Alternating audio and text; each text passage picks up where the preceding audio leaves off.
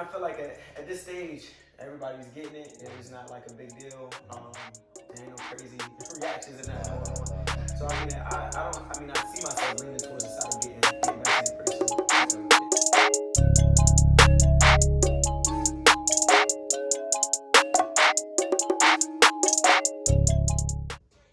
Athlete, fitness, married, father.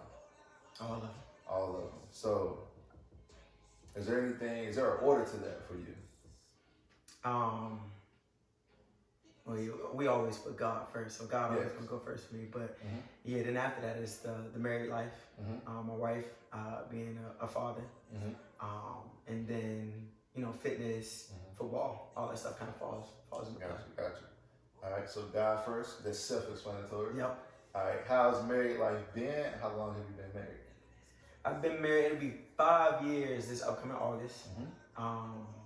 Married life has been amazing. I can honestly say, like, the person that I'm with is my best friend. So I feel like I got lucky in that aspect.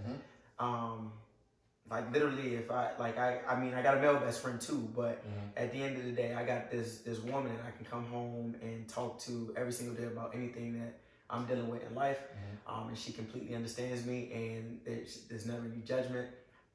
And I think that's one of the big keys with marriages too. A lot of times I know guys find it hard to communicate with their wives, but most of the time it's because you feel like you're gonna be judged at some point. Yeah. You know what I mean? Yeah. But with my wife, we kind of lay it all on the line. We talk about a lot of different things, and I think our communication helps our marriage in so many different ways. Yeah, communication is key. Yeah. And it's something that I feel like you always continue to work on it. Yep. You know, Yep. I've been in the same position as you. I'm going on 3 plus years. Yeah. So, you always start off, best friends type of thing. Yep. And you know us from a while back. Yep. So, like, since 2009, we've been, best friends first. Yep. And, although we had a child early, we went through stages. And once we got to marriage, I feel like we've probably been the happiest we've ever been. Yep. Blessings start falling into place, like people say. Purchasing a home, I call it a wedding baby. Yeah. So stuff like that, and then a lot of people don't understand that communication is that friend first aspect. Super important, man. Super important in marriage, man. It could be more important than a lot of things that people, I can't even name the things, but it could be a lot more important than people realize. I mean, even when it comes to, situations like sex is a big one when you talk about relationships. But if you can't communicate what you want or what you need, you can't, you know what I mean? Your partner doesn't know or doesn't understand that. So communication falls into every play of marriage. If you can't communicate, it's going to be hard for that marriage to last. And like you said, you have to be continuously growing. You have to, even when you feel comfortable, like sometimes I get to a point where I feel comfortable, but then I got to remember there's still more work to be done. You know what I mean? Because there's different stages of that marriage. Yep, and we're all going to evolve as people as well. You're not going to be the same as you were. Like, we're all more mature than when we first met. Yeah. You're not the same Tony from 2009 that I met. Yeah. But you was an athlete. Yeah. You're still the same in some aspects. But everybody matures. You are 30 now, right? Nope, I'll be 30 in June. 30 in June, so I'm ahead right here. Well, it's all good. I have a January birthday, so I always turn 30 for everybody. Yeah. So, all right, let's get to it. Being an athlete, you are a girl dad. And you, as far as social media, as far as me following you, you are a proud girl dad. Yeah, man, I love it. I love every aspect of it. I can't lie. No dad that's an athlete is going to sit up here and say, like, they don't want no boy, And my wife, she actually wanted a boy this time too. But I feel like God gives you exactly what you need. You know what I mean? And when I can't admit when my daughter was being conceived or whatever, the nurse was like, "It's a girl." I was like, "How you know?" Like, she's like, "I do this every day." Yeah. But I had a little bit of disappointment in me, and just being 100% honest, that's just the way I felt. But then as time went on, I'm like, okay, I might like being a girl dad. And when I had my daughter, man, I realized I probably wouldn't have wanted it any other way. Gotcha. I'm wrapped around her finger, and I'm having another little girl in June. And who's to say they still can't be athletes? They can run track like I ran track. They can be a cheerleader like their mom was a cheerleader. They can whatever they want to do, or even if they didn't even want to play sports. You know what I mean? I still feel like they gotta have some type of athleticism in their blood. I feel that. You know, I'm totally cool with whatever they want to do. If she want to be she tell me right now she want to be a ballerina. So I'm like, we're gonna be the best ballerina we can be. Hey, and that's in some way, you know, some way, shape, or form. That's athletic. It's athletic. It's definitely. I'm not standing on my toes. Me neither. I'm not standing on my toes, man. So I mean, that's great. So in June, y'all could possibly have the same birthday, or is it kind of far apart? No, we could possibly have the same birthday. Oh man. Yeah, man, that's dope. I'm totally fine sharing my birthday. I kind of hope it happens like that. Yeah, because my oldest was actually born in the same month, so we're both the same sign. If you're into the zodiac, we're the same sign, and I see it a lot. He's really calm. What's that? Capricorn. Okay. You are a Gemini. Gemini. Yeah. Oh yeah, right. My little brother's a Gemini. Yeah. The whole split personality. Yeah, oh yeah, that's what they say. I mean, I roll with it. I say, for the most part, it's true. I feel like we not split personalities, but we're moody people. And when you accept it, it's okay. You just learn how to adjust to your moods. That's the whole thing is acceptance. Yeah. A lot of people just like, nah. If you accept it, it is what it is. I've accepted that as a Capricorn, I'm really calm. Yep. I'm really adaptable. Yep. So like I feel like everywhere I see it as I get older, I can adapt to a lot of situations. Yeah.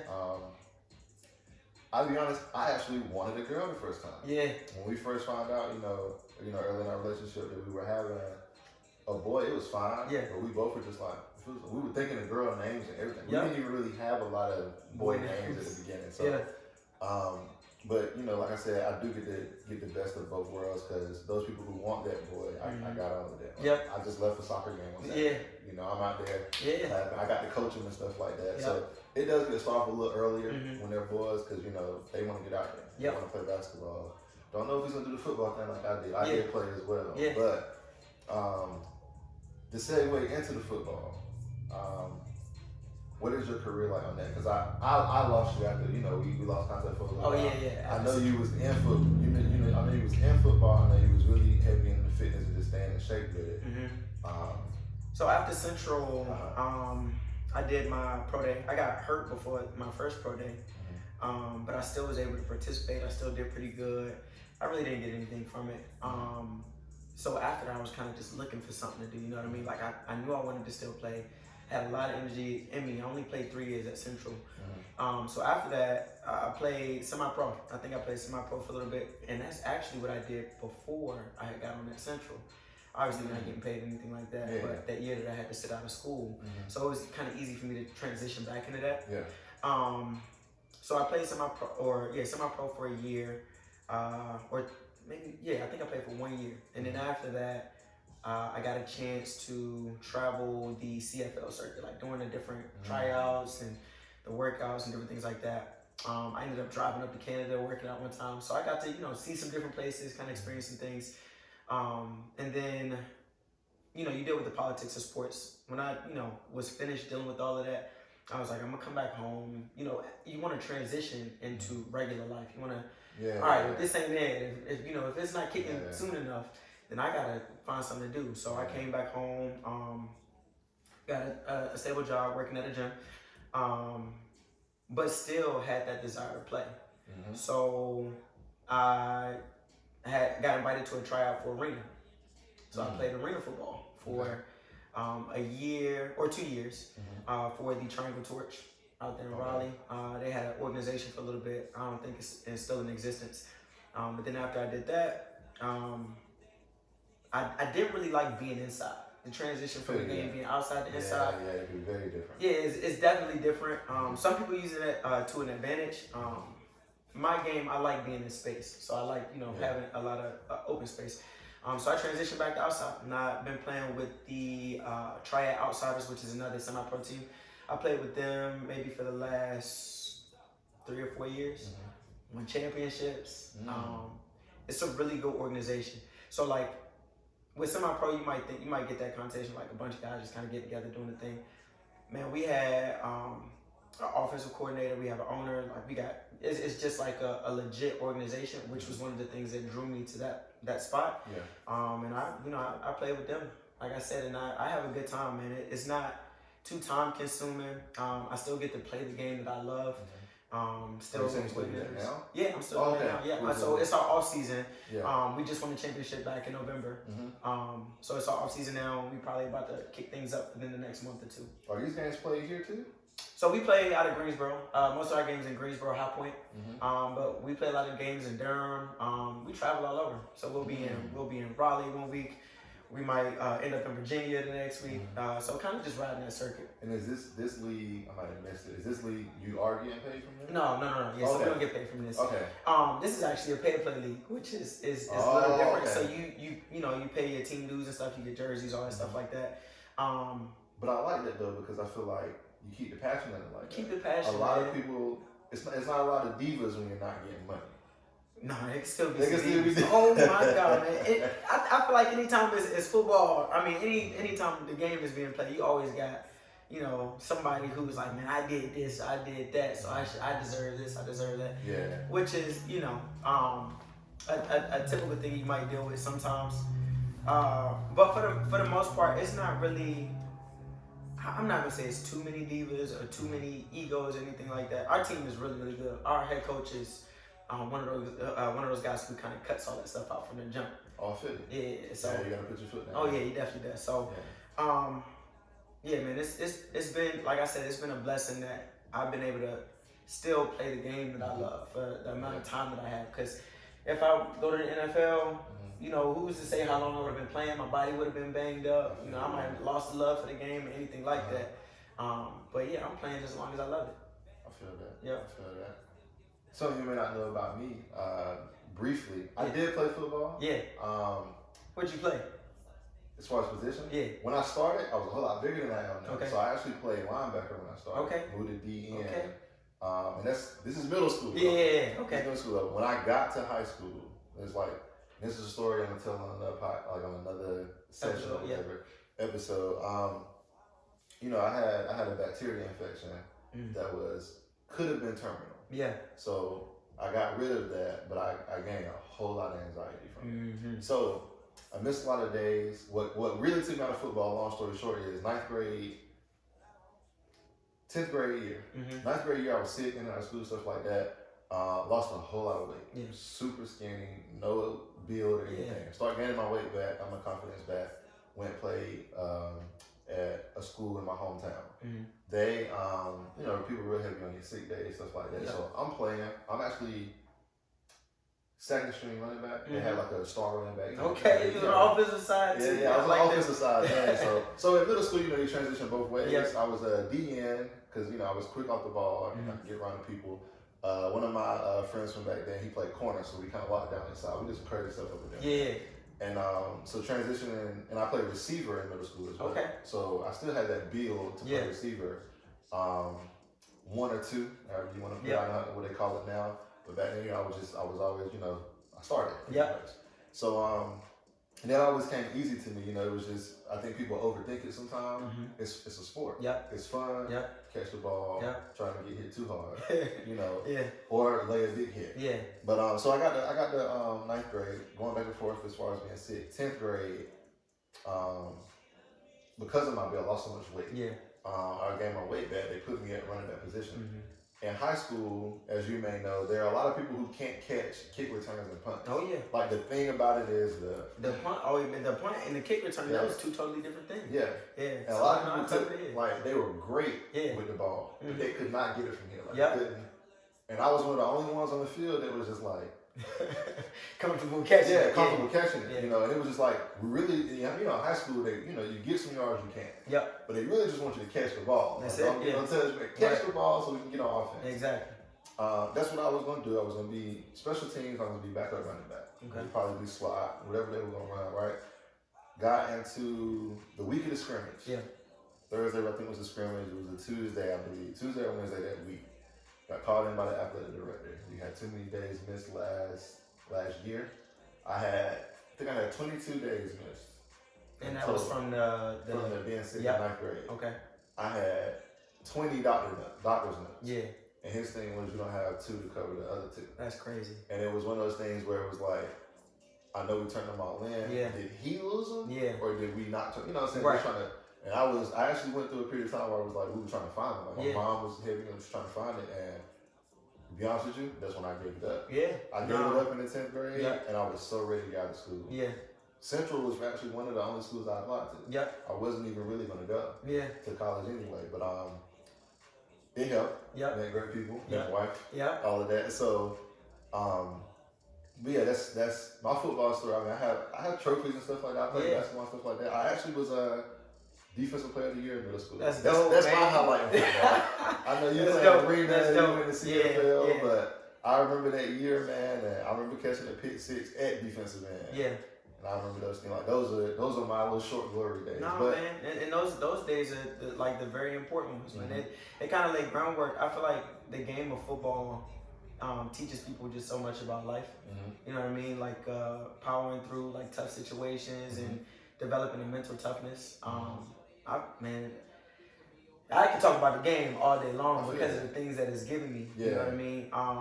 You can get into it a little bit there if you want. That's fine. Yeah, man. I mean, just when I think about it, if I look back at every section of my life from when I initially started playing, I started playing when I was like 13. And my first year, this is a wild story, man. The very first game I played, I balled out. I played running back. My dad was a coach. I was playing 95 pound or something like that. You know, it was Pop Warner Pee Wee football.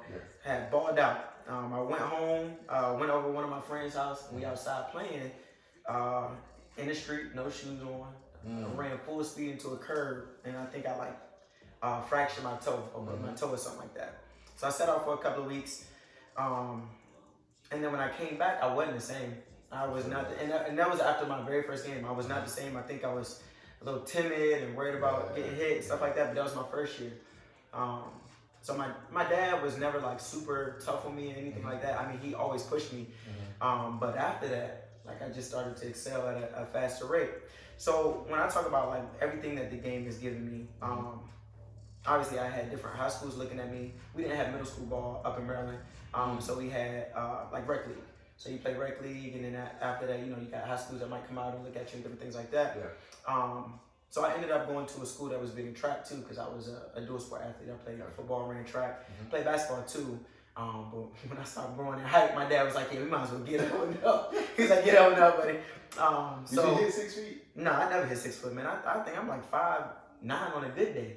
5'9" on a good day. I don't feel bad. No, man, it's all good. You know what I mean? Shout out to the people under 6 feet. Exactly. But yeah, so I got to high school. The high school that I was at was really, really good in track. So I ran all year long, and the only time I really had off was to play football. So I played football. We were okay my first 3 years, but my senior year is kind of when we, you know, had a winning season. We hadn't had a winning season. I think we had a winning season my freshman year as I was transitioning. But it had been a good little minute before that. So my senior year kind of had I also call it a breakout season. Yeah. Because you know, I was getting interest from coaches and different things like that. What position was this again? I played running back in high school. And I played a little bit of receiver, but not to the extent where I was going to go somewhere and that's what they was going to use me. I always looked at you as a Reggie Bush type. Yeah, and that's what I was in high school. Yeah. You play that role, but they need you in the slot. Yep. You can catch the ball. I can catch the ball. Running backs can't catch the ball. I return kicks, I return punts, and you know, you might put me at the slot and throw the ball to me out the backfield. So after I did that, very similar to you, man, I didn't apply to a whole lot of colleges. I mean, I had like a couple of offers from schools like McDaniel, High Point. I was actually going to come down and visit A&T. Chose not to do that. Okay. Central, I came down and actually visited Central. Yeah. And I was like, if I go to a school, I mean, this is cool. You know what I mean? Like, you know, I didn't want to go D3 or anything like that. So when they said they were going D1, and nothing against D3 schools, but being a senior, like at that time, I felt like it was very important for me to go D1 to further my dream. Yeah. To get to the league, I felt like it'd be easier to be found. Yeah. Definitely easier to be found. Yeah. Central is really like they're on the map now. Yeah. Like people watching since 2021, they weren't on the map. No. And in 2009, that was a transition year, right? Yeah. We had just became D1, and just transitioned to the MEAC. And actually, I think 2009 was this last year that we were CIAA, but I had to sit that year out anyway. And then we transitioned into the MEAC. But if I wouldn't have came to Central, I would have met my wife. You know what I mean? I mean, yeah, she was a cheerleader. So she was a cheerleader, okay. and of course playing sports. Similar to that we had. Yeah, man. I feel like the people I was around also helped me get involved in fitness. There was a guy named Alan who was older, but he was in shape, and I was like, man, how this dude, like how he in shape like this? Yeah. And it was literally, he was telling me he was a trainer, and he kind of took me under his wing early. So I learned a lot from him. And I feel like if I wasn't down here in that position, my life could have been, anywhere else in the world. But the game of football have brought me all of that way. It gave me so many different things, relationships with people. It gave me confidence. It gave me mental toughness to deal with everything that life throws at you, because it's always like you find out when you deal with certain coaches, you get coaches over a certain period of time who, might not know how to communicate with you the best way. And that prepares you for a job. You know what I mean? Where you got a boss that doesn't know how to communicate with you a certain way. Yeah. But you understand how to take criticism. You understand, how to decipher messages when somebody's talking to you, what they're actually saying to you. The game brought me all of that, man. Yeah. So. And a lot of people who are actually giving that out as far as talking to you don't even know that they're doing it. Yeah. You already know how to do it. Like how does he deal with me so well, and this other person cannot? Cannot. Right. A lot of this stuff, sports is really like we were talking to I have a guy in the music with me, does a lot of poetry, stuff like that. We were talking to some younger guys the other day that were talking about how like it used to be kind of bad, quote unquote, and that football gave them that discipline. Discipline is something that I'm terrible at. Yeah. Let's get into the fitness thing. That'll be funny or whatever. No. I forgot to be aesthetically pleasing. I had this set up, man. I forgot to put it up here. Oh no, man, it's all good. It's all good. Oh, let's get aesthetically pleasing. Yes, sir. Here. Yes, sir. All right, use those one time. Oh man, they fresh though. They fresh. So I went, got me some of those, trying to get back into working out. Yep. Went and used them one time. You call the guys that anybody got time to go no more. Yeah. So fitness wise, these are some questions that I want to ask as far as like, what is like a go-to circuit for you, like a day-to-day thing? And this is me asking this as far as like trying to escape this dad vibe, the hashtag so dad vibe. I think everybody's a little bit different, right? So everybody has that thing that they like. So I ran track my whole life. I hate running. It's the weirdest thing, you know what I mean? Yeah. But I love running routes. Different. It's different. It's a lot different. You know what I mean? I mean, yes, I'm still sprinting in short bursts, but that is my form of cardio. So that's kind of like, I can do that in my sleep. I can do that, obviously your body needs time to recover, especially as you get older, but that is my go-to for cardio. I do like to lift too, so I'll alternate back and forth. The type of body frame that I have, if I don't work out and I just do cardio, I just shrink. A lot of people, you got 3 different body types. You got ectomorph, mesomorph, and like. So one of them is just the super slender body, right? Your metabolism so fast, it's always burning. The other's kind of that right in between, where if you do nothing, you might be taking on more food and just kind of growing. And the other is just like a over exaggeration of like anything you eat, you just kind of pop out. You just kind of you know what I mean? So I figured out what my body type was, and I figured out how to balance whatever I needed. So what I did was, like I said, alternated between running. So my off season, I try not to do a whole lot of running. I do more lifting because I know I can transition back into running. So that's like my go-to, long story short. What do you like doing the most? Myself, I love core work. Okay. And I don't mind running, but I'm like you. I like short bursts. I like doing things like, quote unquote, I don't know if they're calling anything else. I don't call them suicides when I was. But things like that. Where you're going short distances, coming back. And when you hit that long one, you feel like you accomplished something. You're coming back. So I like things like that. Okay. Again, being that I played football, I did buy those, and I want to go out to the park nearby to run some routes, catch the football, just again stay active, stay moving. But as far as being fit, with those 3 body types, what are in any diet in that body type, are there like certain things you just don't eat anymore? You just don't intake them into your diet? No, man. So I'm gonna be 100% honest. As a trainer, I love food, bro. Yeah. I love food. All food. So no vegan, no vegan, no keto, no diet, and you know, it's nothing wrong with those diets. They're not sustainable long term, right? Gotcha. Your body is just it's meant to eat, man. It's meant to eat. The thing about it, what a lot of people don't understand, is just controlling, you know, your portions and working foods in moderation. Yeah. Now, obviously, I don't eat pizza and burgers all day long. Yeah. But it's just about establishing when I can have it, or you know, when I'm supposed to have it, or if I'm doing too much, if I'm doing too little. And again, it's just kind of figuring out your body. A common misconception with trainers is that, or what's supposed to happen with trainers, people think that the trainer's supposed to tell them exactly what to eat, give them a meal plan, give them a breakdown. That's actually out of our scope, out of our range of practice. So we can give you tips, you know, but we're not supposed to give you a full meal plan unless you're like a registered dietitian, or we can prefer you to a registered dietitian and different things like that. So yeah, we were talking about diet. There's really nothing that you don't eat or don't try, but obviously, like you said, you're not gorging, as they say. Pizza, burgers, it's not like an everyday thing. And if there's one thing that I say that I rarely eat, is fried food. Gotcha. So like breading. Like breading. So fried chicken, fried fish. I like it, but it's just not something that I'll do often. I might not even do that once a month. Okay. Yeah, and my wife is kind of, you know, she's been on the same tack too. I don't know if it's just from the things that I've researched and read and studied and stuff like that, but it's just been one of those things where I kind of stay away. I love like baked, grilled, stuff like that. So gotcha. Yeah. So little diet thing for me, you know, I know you don't know this about me. I used to have an outside lawn job. I worked for a big company. Okay. I used to push fertilizer. I used to pull a hose all over people's yards. You was working. I was working, bro. Yeah.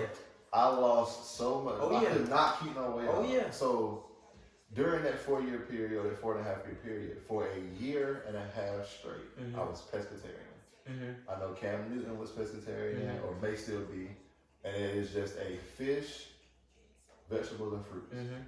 And I'm a fish lover. Yeah. And I think because... So when you say fish, is that like, is that all seafood? It's technically all seafood, yes. But after doing some research and stuff like that, I'm a big fish and shrimp person. Okay. I didn't do shrimp as much because it is very high in protein and can be very high in other things I may not necessarily need at the time as well. Certain fish, very high in mercury, depending on what they're wild caught, form raised, tuna and stuff like that. And I was really heavy on tuna. I wasn't against eating fried fish because that was the only thing I was eating. Yeah. Even now to this day, I don't eat pork. Okay. At all. And it just doesn't sit well with my body. Remember the bacteria. That's a very true thing. Yeah, pork sits on your system, and it's heavy. Yeah. And beef, for me, has always digested slow. It's another one. Same thing. Yeah. So I know a little bit. You know, And actually has a nutrition degree. Oh yeah. So that's clutch. Yeah. So and we always pick on each other because it seemed like when she got the degree and I learned, I did better than her on nutrition. And that pescatarian, I would be honest with you, diet wise, mentally, was the best I've ever felt mentally and physically. And I think when we got engaged, we went to Virginia Beach. The best body I've ever had was in that picture, and I want to get back to that. When you think about it, so the pescatarian diet is technically you're getting everything you need, right? You're not cutting out carbs, you're not cutting out protein, like you're still taking in the foods that you need, healthy fats. So I mean, when most people, so diet only means what you eat, right? But most people think it means restricting yourself from something.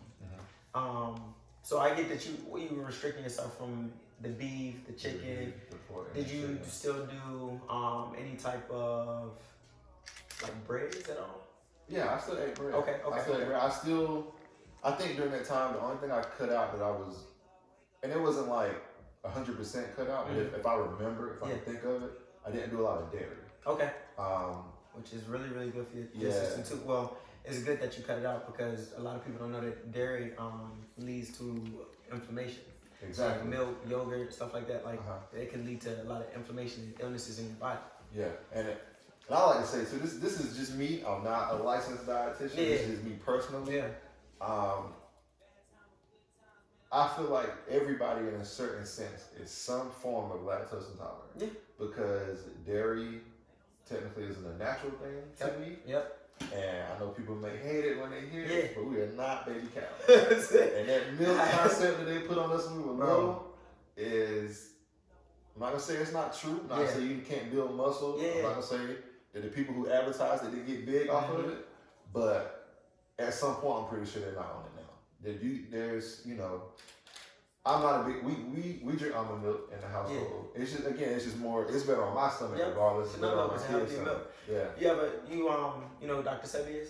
I do know Dr. Sebi is. Yeah, so Dr. Sebi talked about, you know, what's in milk, because, you know, they say it's a lot of different stuff in milk. I don't want to go into all the details, but the stuff that we definitely not supposed to be putting in our bodies. But he said that stuff led to mucus. Mucus led to cancer. When you have when your mucous membrane is overflow, like when you have when it's overloaded, it leads to mutation. That mutation leads to those different illnesses. So even that is just something to kind of think about. Like when you know, when you out here grocery shopping, like. But this is the thing. It's good that you say that. A lot of people, I just wish a lot of people would do more of their own reading, their own research, instead of just like listening to the first thing that they hear, because it can be confusing. Like you know what I'm saying. Even me, I work in the fitness industry. There is always 2 sides to the story, 4 sides to the story. Something else going on, some more research being done. Somebody said salt was terrible for you a couple years ago. And there's some studies that show salt's not that bad for you. So it's like, now is that iodized versus the pink Himalayan? So no, because I was the pink Himalayan guy, because I was like, you know, pink Himalayan is supposed to be healthier. Yeah. And then the study had actually shown like iodized was the same exact thing. So I'm like. I didn't know that. You really don't know. Right. So you gotta I feel like people should do a lot more research, and they should pay attention to how their body feels when they, you know, ingest different things. I think ultimately that will help you live a long life. Yeah. I think a lot of people aren't conscious of what they do to their body. I think you eat a cupcake and then, you know, you go work out and you're like, man, I'm sore for 2-3 days, but you're not paying attention to that cupcake. You're like, man, that workout was super tough. And it could have been something that you ate. So since you do eat, you know, I'm gonna say, but I'm gonna keep saying everything, but you know, you got everything as far as diet. You're not on a particular diet. Yeah. Are there like certain seasonings you use, or are there you stay away from certain seasons, or are you really big on seasoning? No. So I like my food seasoned. I'm not gonna say I limit myself on any seasons. Okay. What I do is I try to make sure I drink a lot of water to constantly make sure I'm flushing my system. So I'm drinking water when I'm working out. I'm drinking water when I'm training. I'm drinking water when I'm at home relaxing. Like, does that help flush the salt as well, or just flush anything? I'm just flushing anything that I'm putting in my body. But as far as like salt, I feel like it can only help. Okay. I can't tell you exactly how much it flushes salt out of my body. Yeah, I feel you. Because I feel like you need certain elements in your body anyway, so you don't want to completely flush your system, but it's always good to be going through some type of flushing, putting those things back into your body. I was gonna take my go-tos, because I know it can be tough when I just say I eat everything. You look, you're like, wait, what? So my go-tos, me and my wife love seafood. We cook seafood all the time. So I am a big crawfish guy. I love crawfish. A lot of people can't get with it. But crab legs, shrimp. That's our thing. So we'll do that. We might do that maybe twice a month. You know, and that's just kind of like my go-to. But I eat a lot of fruits. I do the salads occasionally. I try to work them in when I'm conscious or when I'm thinking about it. I know I need something green. You know, love collard greens, love cabbage. You know, stuff like that. So I get my green vegetables and my carbs in that way too. How are you with the? Okay, so I was telling you before, and I think it was off camera. I have been to Mexico before. I eat the fruit out there. It's very different from American fruit. How are you? And you know, like we heard from stuff from Dr. Sebi. We heard about other diets from other trainers. The seed versus seedless. Like, are you one of the ones that, hey, fruit's supposed to have a seed in it? Every fruit's supposed to have a seed in it. Because you know we have seedless grapes, you have seedless watermelon. Does it matter to you? Are you just eating it? I'm just eating it, to be honest. I'm just eating it. And that's just me being completely transparent. I do feel like when you say it, most of our food should probably have a seed in it. But I think about how we was raised, and me and my wife had this conversation. We talk about this a lot too. When our parents brought us up and how their parents brought them up, they was eating everything. You know what I mean? And it wasn't like so many diets. It wasn't, don't eat the tuna because it got mercury. They was eating. Some women was smoking, pregnant, and it wasn't like a deal back then. Not saying that that's what you should do now. And you say you're from Maryland, right? Yeah, I'm from Maryland. I'm actually from North Carolina. So when you say they ate anything, I completely know what you're talking about. So it's crazy because I am originally, like I started off, I lived in Northeast DC, my grandfather, as a child. And then when my mom and my dad, when they got together and started purchasing houses, we moved around Maryland a lot. So I was in Maryland. I would go back and forth between Maryland and DC. Yeah. But my grandfather was originally from down here. So I spent a lot of time in Wilson. Every summer I would come down here to Wilson, North Carolina. And that's where all my family from. That's where I'm from. Yeah, that's dope, bro. I'm actually, I was born and raised. I was born at Wilson Memorial. Yeah, that's crazy. Yeah, so I was actually, See, small world, man. Very small world. Ended up going to Central later down the road. Yeah. I guess you could say meeting again, because we was in Wilson is this big, so we're in the same vicinity. Right. But I had people who were like grandparents out in Saratoga, and it was like when I was growing up, chitlins was on the table. Oh yeah, and I was eating them up until maybe about 4 or 5 years ago, or 3 years ago. Never had them. You? Never. What? I would never put it in my mouth. Man, he's missing out, man. He's missing out, man. I would never, man. I've gotten over a couple of things, like, I feel like as you get older, your taste buds change and stuff like that. But that was one thing I was like, I would never eat. I would never do it. My granddad was one of the ones who had the big barrel grill. Yeah. And hey, y'all come through pig picking, whole pig on the grill. Oh yeah. Stuff like that. So I mean, there was a time where I ate pork or whatever. Yep. But other than that, they ate everything. Yeah. Now the greens was always, they always grew stuff. They always grew greens and stuff like that. Like in their own garden, they steamed them. See, so our cabbages and our like all that stuff was great all the time. But what went in it, it had to have hot. And it was just things that I did see my family develop issues like down the road. There were people who had high blood pressure. That was a big thing. The word that's on my shirt. Like, I want to talk about the discipline in that, because even though you dab in everything, you love seafood, you're not against beef, you don't do it all the time. How do you keep that discipline? Because that's my biggest thing was, like, I was pescatarian for a year and a half. I'm pescatarian now, and I don't know the mindset I was in to keep myself that way. Like, I was literally like riding by, like, people can't ride by Zaxby's and Chick-fil-A without going. I was riding by like, I'm not eating. I'm eating fish. And for some reason, the crazy part about it, I actually went to Zaxby's one day, out working. I was hot. Mentally, you're hot. You don't care, stuff like that. So I was doing that, and I went to Zaxby's. I got the chicken tenders one time, and not been pescatarian since. It was just that. It was that easy. Yeah, it was that easy to break it. So I'm just trying to get back into the discipline of, I'm a big griller now since we bought a home. Now I do a lot of grill cooking. I am trying to get away from the bread. Yeah. But let's talk about that discipline you have to, like, either stay on your workout or even watch what you eat, because like meat, too much of anything is bad. Can be bad. Yep. I mean, I feel like you probably can't have too much of anything but water. Yep. And even too much water. You can do too much water. Too much water will run you. A lot of people don't know this. Too much water is like a laxative. Yeah. If you drink it too fast, or like me, we're big tea drinkers here. We put honey in it. Honey will just run you through. So, discipline wise, like what's your disciplines? When did you gain it? How do you keep it? So, the number one thing I tell people, even with becoming disciplined, is to not be so hard on yourself.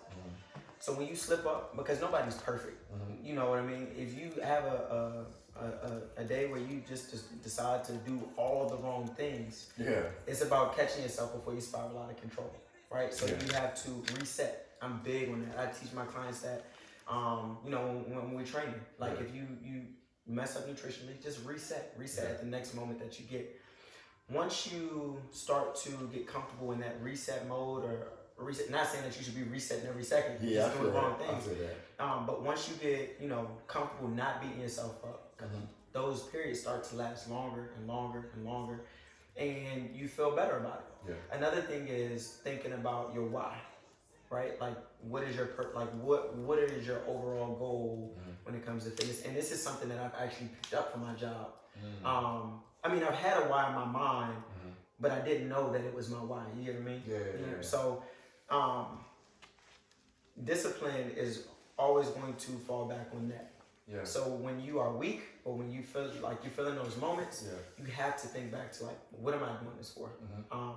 So mine's is obviously I'm in fitness, but my overall goal when I got into fitness was to be healthy for a long period of time, to make sure that I was around for when I had my daughter. I was like, I want to be able to run and play with her as long as I can. I want to be able to play with my grandkids and be that wild granddad, just like doing all types of crazy stuff. Just limber all the time. Just limber all the time. His legs go. But that's always kind of been on my mind. I don't want to be one of those people who just kind of get old and just kind of just sit still. So that's been that motivation for me. So even if I'm not perfect. Like I said, I might slip, and I might have 2 days where I just eat bad things or whatever. But I always don't beat myself up and just kind of reset, get back on track, and tell myself like, okay, this is what I'm focused on. This is what I'm supposed to be doing. Let's do it. Let's start off with breakfast. Each meal is a new opportunity to do the right thing. Gotcha. That's all you gotta take, just meal by meal, right? Another thing that also helps is planning. Most people break their cycle or break whatever it is because they don't plan. Like you said that day, it was hot, it was at work. I didn't have what I needed. Ain't have what you run out needed. of my healthy snacks. Yep, you run out of them and you don't have a plan. So you go first thing. And check me to this. Was it and you could have jumped right back on that train the next day, but you probably was like, man, I blew it. Right? Man, I blew it. I messed it up. And at this point, I was still eating more on the pescatarian diet. But then it was just like, you give me a chicken sandwich. You give me a chicken sandwich. Something like that. So it's just about, telling yourself, you're not perfect. And you're never going to be. But you adjust. You just always find a way to readjust and always focus back on, why is this important? Okay, this is important. This is why I got to do this. I feel like a lot of people, they feel like they have a why, but the why is not super deep. Gotcha. You know what I mean? It could be like surface level. I want to lose 10 pounds because I want to go to the beach. And so that's a short term. It's so short term. It's like when you lose that 10 pounds and you go to the beach, what's next? What's the deeper? Winter way back. What's after that? So that's another part of like the fitness aspect too when you kind of dive into it. But okay. Discipline is gonna be my biggest thing. Fitness wise, I'm trying to. I don't feel like I'm totally at the dad bod level, but I'm definitely not as fit as I want to be. Which is one of the reasons why core is one of my big things. I feel like because of how I am built, I'm built a little bigger. The body types you were talking about. The first one was ectomorph. Was super slim. You can't really gain any weight. The metabolism really high, stuff like that. I'm probably in the middle of that. Probably you as well. Would you consider yourself? No, I'm ectomorph, man. Okay, but you said you lift because of that. I lift because of it. I have to lift because of it. Because if I don't, like if I just sit and do nothing, man, I get wither away. Man. And that's my problem. So when I did, come out of a situation I was in high school with being sick, I started gaining my weight back. I was just happy to be back. 180 pounds, 190, just back in my weight. And I think my goal weight now would be, like for my height, 199, right under 200. So let me ask you a question though, because you did say core was your favorite, right? So what core? Like when you talk about core, you just talking about being 6-pack, or are you talking about being able to move and that core just always being the base, like the back don't hurt? Mentally it is the 6-pack. Okay. A visual thing aspect. I would say a good one is the back, because I've been in a couple of car accidents. So it has stiffened me up a little bit in the back. So being able to hold that together. But I never really thought about the mobility part. But being able to be mobile. Again, when I was on that diet, I had ab carver. I wasn't heavy in the gym. I had no fitness, Planet Fitness thing or something like that. I had an ab car where I was rolling. Yep. It was like one of my favorite workouts. Like every day I was playing 2K. Yeah. Every time out, I'm telling you, I was really disciplined. Every time out, it was my workout. I was playing 2K. Every foul, I was shooting free throws. I was get some back and forth. Every time I was crushing or whatever. Yeah. Other team called a timeout. 1 minute timeout. I'm in it. Yeah. 25, 30 at a time in a minute. And for some reason, that was like the best body. Like it built me here. Yeah. But because of going back and forth, it toned me up. I've always had arms, so it toned me up or whatever. I was actually tricep wise. Like, a lot of people didn't even have this in middle school, so they used to pick on me because when I gained my weight back, I really was like muscular. Yeah. So I think my biggest thing is because I don't have problems with like the aesthetic look of my body, like visually. Yep. I just want to get my core done. Like my arms look fine as far as like me not working on them, they look fine. So I know when I tone them, they'll be fine. Yeah. But my core has always been my problem area. It's always been it's always the core area for that dad body. Yeah. And talking about it's that little pudge you get. So a lot of people, it's funny when we talk about core because that's like not even dads, that's moms too. Like I work. So I want to talk about the ladies. No. You know what I mean? Everybody fit in the fitness game, but when you talk about that, it's not I'm not gonna say it's a problem, but it's one of those areas that everybody's focused on, right? Yeah. But when you think about slimming that area up, most people think exercise. A lot of it's diet though. Nutrition. Abs are made in the kitchen. That saying is not just made up. Because in order to, you can work out all day, but if you eat the wrong foods, you have a 6-pack underneath the stomach. You ever seen like heavy man competitions? Yeah. You ever see how they got like that turtle shell type stomach and it's just kind of like a bulge, but you're like, dang, they got a 6-pack on there. Yeah. It's literally because the body fat is so high, but they still have a core, and it's just food pushing that 6-pack out. Yeah. So when you talk about the 6-pack being visual, you have to lower your overall body fat percentage. You can't target the area. You can't just say, I'm gonna wear a trash bag and I'm gonna sweat right here. Your overall body fat percentage has to come down completely, and then you'll start to see definition everywhere. And the stomach will be a main place for that too. That's great to hear. It's like you know it, but you gotta hear it from someone. You gotta hear it. I know it's diet because I know, like I said, when I did slip up on my diet, it was one of those things where I done it now. Yeah. Now I don't stay away from bread as much as I should. Yeah. Now I have my go-tos as far as like when I eat healthy. There was a peanut butter sandwich I was getting from this smoothie spot where it was the flatbread, the peanut butter, granola on one side, banana on the other side. Okay. And I did honey as a sweetener. Okay. So that is a real, and it's, foods make you feel different. Yeah. You know, I'm one of those people who like, a lot of people are not mentally like, maybe sometimes you gotta say it. Yeah. Food makes you feel different. Like when you have gravy, you feel heavy. When you have gravy, biscuits, like you think you're getting turkey sausage in your biscuit, you're getting grilled chicken in your biscuit. It's still a biscuit. Right. So you're still gonna feel heavy. When I eat those, those peanut butter things is more of a fulfilling. Yeah. Like I'm fulfilled, I'm full, but I'm not heavy. I am mobile. I can move. Yeah. Sometimes the itis isn't great all the time. Right. Yeah, but but you can get that from anything. You say you do your seafood. You gotta do seafood like boils or like just seafood anyway. Yeah, we seafood boils. More than likely it's gonna be raw. Okay. Yeah, I'm more of the fried fish person. See, that's that. But I love baked things. I guess it's just the preparation for it, just doing it. Yeah.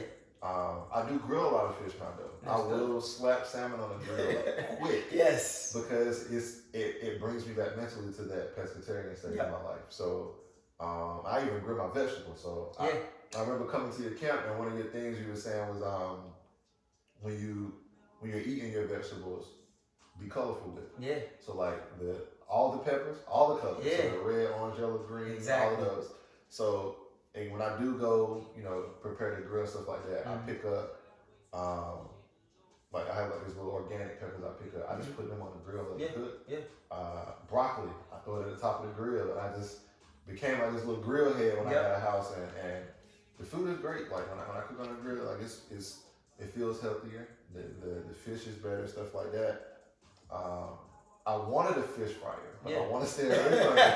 Just talking to you, it's motivating for me to be like more disciplined. Like I got a fish fryer in my Amazon cart right now. Yeah. I just won't get it. Yeah. It's one of the ones, just like little fried basket. You just take out. And it's crazy because the way I grew up, my dad is a cook, man. Like he'll cook fried fish, he'll cook. But you just over time, like I said, you learn and you figure out what works for your body, how your body feels, and you can go get that fried. But and that was just me saying that I don't eat fried foods. That's one of the foods I stay away from. But if I'm trying to look like you, I don't want to eat what you not. No, man. Look, but it's the thing though. So again, you can work it into moderation. So let's say you have fried fish every 2 months. Yeah. It's not gonna hurt your body, bro. It's not gonna be like the damaging factor, the deciding factor, especially if you're working out, if you stand on top of your game. Yeah. And working out is another big key too. You want to make sure, when you eat bad, that you work out double hard. I tell my clients that too. So they know me for liking donuts and liking Cinnabons. I love that stuff. And I see how transparent you are. Yeah. If you want to get a burger and you go with your family, hey, we had a burger spot. Yeah. I feel super transparent, man. Because I don't want to. A lot of people in the fitness industry, they give off this persona like I'm perfect, like I eat all the right foods all the time. It's not realistic. Yeah, it's not realistic, man. And you got to think that there's people that you are working with that are struggling with these things, which is one of the reasons why I tell like my clients to never cut out anything cold turkey. So if somebody comes to me, and I've had this happen, I had a woman come to me and told me that she had to drink, I think it was 3 Dr. Peppers a day, 3 canned Dr. Peppers a day. And this was every single day. There was not a day where she couldn't have it. And I was like, I'm never going to tell you to shut it off. I'm never going to tell you to cut it out.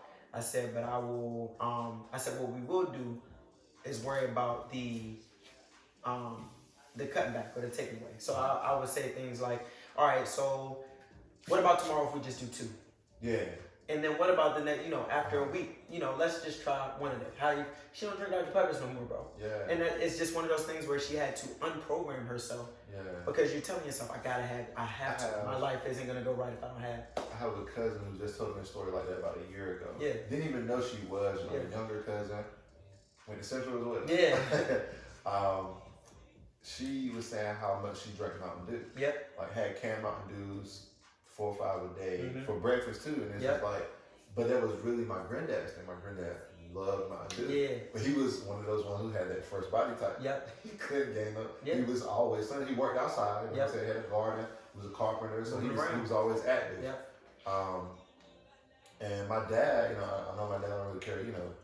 He's pretty transparent as well. He was a big Coke person, and I started trying to put him on like. And it was just, sometimes it comes from your kids. Like they say it's hard to teach an older dog in the tricks, and it's like, hey, pops, it's not good for you. Yeah. I wasn't perfect. Like I said, we're not perfect on our dogs, but it's like, I see what you're doing. I'm just trying to help you out. Very big Coca-Cola fan. Yeah. That's what he had in the refrigerator. Now I can say that he drinks a whole lot more water than he would have probably ever consumed. If you don't put it on his mind. And driving trucks and stuff, I started, scooting body armors to him. Yeah. Like, instead of all the sugar, like, it has real sugar, like cane sugar and stuff. Started scooting that to him, like, oh, they good, these are good. I'm like, yeah, I know. It's better than Coke. Exactly. And, you may not need all the sugar that's in it at the time, like I said, but, it's better than that soda. It's better than this. He was never one of the ones that drank dark sodas that broke out, so it never really affected him. But, I know a lot of people drink sodas and they break out. They do that. So, that was just one of those things where, diet-wise, being who you are and your family knows who you are, do they feel forced to do something? Because, like, as far as, like, diet, fitness, or whatever, or, you don't seem like one person that will force it on them. Yeah. But do they feel intimidated by it? So my family, no, not at all. Like, my wife, my daughter, obviously, she's younger, so I'm just trying to get her to eat. Well, no, even outside your home, like family that sees you, or they like, they sit in the crib with that fried chicken. They still gonna do their thing. And the big thing with me is I'm not gonna judge you. Yeah, you know what I mean? If you ask me questions, I can help educate you or whatever. I'm a pass you knowledge if you ask for it. But I'm never gonna judge you. I'm never gonna make you feel bad for eating. So it's funny because I actually stepped out with a couple of my clients. We used to do this thing, members night out. Yeah. So they was out drinking. Yeah. They're having a beer on a Friday, and they're looking like, oh, he's here. I'm like, man, y'all do y'all thing. I'm gonna have some kombucha. Yeah. You drink? Yeah. Well, no. I mean, so when people ask me, do I drink? I always answer with this question, or not this question, but this statement. So I'm not gonna say I'm a social drinker. But I have consumed alcohol. I get it. Yeah, and but I'm not like, I don't have an alcohol cabinet. I'm not going out. I don't need to drink to have a good time. I feel you. So like when people, like I ain't gonna say you scratch out hard liquor, I'm pretty sure you know, like browns, whites, or whatever. Yeah. So like things like this, like a red wine. Love red wine. Red wine is actually good for you. That's actually what I have in the refrigerator. Okay. So I probably should have decided between the two of those two. Yeah. I don't even drink the red wine often, so it is in my refrigerator. But I will go towards wine faster than I will like a hard alcohol. Anyway. I feel like I will too. Yeah, anyway. Too. But I'm more of a brown person when I do drink. Yeah. But I do try, you know, I read, I was on stuff too. Yeah. You know, red wine can be, is it good for your heart? Is that what it is? Yeah, it's good for your heart. Yeah. It's good, yeah. Yeah. So, but even with like the alcohol, I'm gonna say I'm not even a drinker to the point where I know what I like, whether it's brown or white. Oh, I feel you. Yeah. So that, I mean, at that point, I'd be like, no. And I'm more socially too. We keep wine. Yeah. All types of wine. My wife loves wine, but you know, I'm not a hard. I mean, I keep a little brown. Mm-hmm. You know what I'm saying? Gas and stuff like that. Yeah. You might want to take a little swig. Saying help you sleep at night. Yep. But put the kids to bed. They used to, was it rum they used to put on your gums or something? Yeah. I never went into that. That's what old school. Yeah, I'm not real old school. Me neither. I'm not gonna put alcohol on my kids. Right? But yeah, it was one of those things where, you know, I keep some wine around. Like I said, my wife loves wine. She really like tastes different wines. Yeah. She's found a favorite one finally. Mm-hmm. Stuff like that. So but yeah, I'm not a big drinker. She likes red wine as well. No, you said she found her favorite wine. It's Rock with Ages. It's local. Okay. It's actually what's around here. Okay. I wasn't big, you know, being sponsored. Yeah. Like Vegas. Yeah. No, you could have did that, man. You never know. Yeah, Rock with Ages. It is I hate to say processed. It is made in North Carolina. Okay. So it's like local. It's in a local spots and food line. And it's I think it's muscadine. Yeah. Yep. How you say it? Yep. And that's one of her favorite grapes to eat. Yeah, my wife too. Yeah, and she loves the way that it tastes. Okay. So she keeps that. I gotta test it out. Rock of Ages. Yeah. Okay. Yeah. You can actually take that one. That's not open. Nice. You gotta take it as a gift. Oh, okay. You can take it as a gift. I can run and get it. Nah, I appreciate it. You good. Thank you. Take that as a gift. I got you one to try. Should be alright. Okay. Alright. But other than that, Malcolm, we can close this out. Yeah. But I appreciate you for coming. Yeah. This would be the first official recording of Document Dope. Yep. I don't know what episode it's gonna be. Do a little editing. Ain't too much we gotta do, but So I know you said you wanted to talk about goals too. Did you want me to? Let me ask you what you got planned with this stuff. I want to ask you first. Oh, okay. Yeah, I'm gonna flip the roles a little bit. Let's do it. All right. So obviously you invited me on the show, and this is, like I said, this is dope, man. I feel like anything you do to promote positivity in other people, I feel like that is a major key, bro. I feel like you can only receive blessings from that. Yeah. So what are your goals going forward with this, or with anything else you got going on?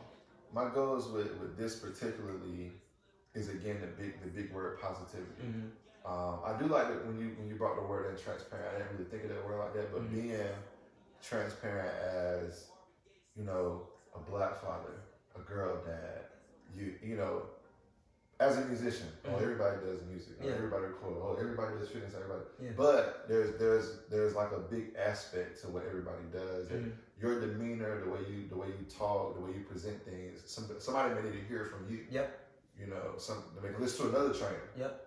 But they didn't get what they got from you. Right. You know, Tony. Oh, I like the way Tony said it. And I'm like that with podcasts. Like if I listen to something, like my wife loves a certain podcast, she'll send it to me. I do not like them at all. Yeah. It's just me personally. Yeah. My vibe, my energy is just not with there. They talk about some great things. I just don't like them. Yeah. But I can listen to another podcast on the same subject because you can relate a little bit. I can relate a little bit more. So it's about being more relatable, being more local. Yeah. Again, we're not famous. Right. Everything we listen to, a lot of these people are famous. Yep. They got millions of dollars, stuff like that. Even the podcast we were talking about before, you know, of the athletes that have a podcast. You know, that's a great one for, to me, athletes. Yep. Like, we love to watch those people do what they do. Yep. And be transparent and cry and do whatever they gotta do. So, we might have some crying moments and stuff like that, but ultimately I just want to take it, be positive. I want us to reach the generation after us. I'm a person who I work in the public as well. Yeah. Help manage a fun park. And I do it a lot of, I hate to say children, but like kids, teenagers, stuff like that. And we have conversations with them like, hey, why are you doing this? Like, why y'all getting in trouble? Why we doing stuff like that? we're not just one of the ones that, hey, get out of here. You know, we have full conversations with them, so I want this to be able to be something that, you know, they can listen to. Like, we're right in the middle. I read something the other day, I was telling my boy about that. Between 85 and 95 was a great time to be born. Because it was a great time of progression in technology and stuff, you know, progression during technology and stuff like that. So we can be old school. Like I said, we went to the country, we know about the pig and stuff like that. But we also know how to work these computers that our parents know how to work. Very true. So I feel like we can reach that generation behind us. Very true. That was born after 95. You know, even the ones that's in their 20s, they can hear it from a different perspective. You know, not to be too ethnic or too culturally into, because I want to get into some really deep topics. You know, I want it to be somewhere where it shows Black positivity as well. We're not showed in a great light. I was talking to my wife the other day about image. And how, I know he's not on the camera, but like my photographer buddy, this is my guy anyway. He's doing little photos for me. You know, locks are not, you know, considered a great thing everywhere. But, you know, full-time job, do what you gotta do, stuff like that. And a lot of people's image, like they see a certain image, it's like, okay, well, he probably do this, he probably do that. You know, you have the twist. And I just started it, man, and it took me so long to get to a point of comfort because of, just like you said, image. How people perceive you. When they look at you, they're like, you know, oh man, he must be a hoodlum, you know, because he got tattoos. Man, the environment that I work in is predominantly white. Those ladies love me, bro. Now, mind you, I wear a hat to work every day, so they probably don't even, they never really see my hair like that. But they know me as a person. So if I did, the moment I do decide to take my hat off and they see, or if they follow me on social media, if they see me, they're not judging me like, you know, somebody that they just met. And it also kind of opens their mind up. So when they see, you know, they don't automatically think, you know, this is a Black guy with dreads. They think, oh, he just like Tony. You know what I mean? So I totally get that. It's a big thing on image. You know, I love the whole, you know, Black father concept of what we do outside of being father. You know what I'm saying? And having multiple children, having one child, stuff like that. But yeah, that's what I want us to go far with that. I'm going to dedicate a whole season to Black women because I feel like it's needed. Love it. You know, when I get into the third season of it, like I said, I'm out there with it. And you should be. I want to, manifesting it. I want to get younger people up here. The generation I was talking about was born after 95. I want to set something up with them. I want to hear, you know, you know, I never really got the gang life. Why is the gang life so cool? Like, what brought you out of it? Right. You know what I'm saying? What put you in it? You know, what can we do that as older, you know, being older, what can we open? What can we buy and provide for y'all to keep you on track? You know, and that's not like against gang life. You know, because like you said, like everybody loves Snoop. Everybody loved and still loves Nipsey. We all know what they were and where they came from. But we saw the positivity they were doing too. Nipsey was about owning your stuff. Nipsey was about owning, you know, if you do music, if you do fitness, own your gym. Like buy your gym. This is your gym now. All money in. All money in. No money out. No money out. Stuff like that. So it's just, you know, shining a light on what people perceive us to be.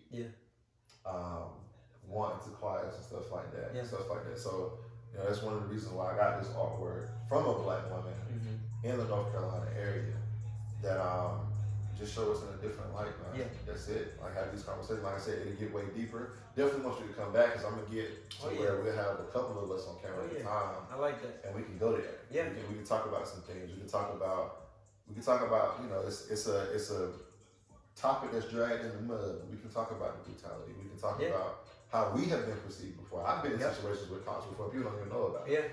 I've been in situations with police as well. And I'm not even known as that type of guy. I was never a drug dealer. I was never in any gang life at home. But I perceive something else when I step out. Like I dress athletic all the time. I love Black clothing. You know. Same. In certain areas of where I am, I'm considered to have a nicer car. So I am looked at differently just depending on where I go. And I just want this to take that perception of us and really push us up there. I like that. Promoting your music, promoting your fitness and stuff like that.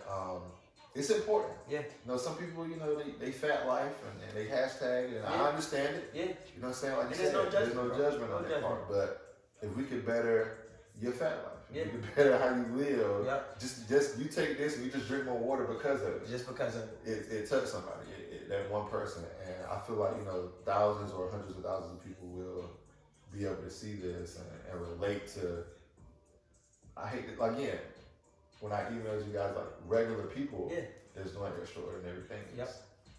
Like they say, you would be on a different level if you were training a certain person. You would be on this level if you were NFL and stuff like that. Musically, I'll be on a certain level if I wrote this song for this person. Or if this famous artist did a song that I wrote, it would be here instead of here. So, you know, just shine a light on all of that. I love it, bro. Yeah. I'm game for it. Yeah, man. I appreciate you having me too. Yeah, man. We definitely gonna get you back, but I appreciate it. This went really well for me. Yeah. Okay. My God. I appreciate you. Yeah.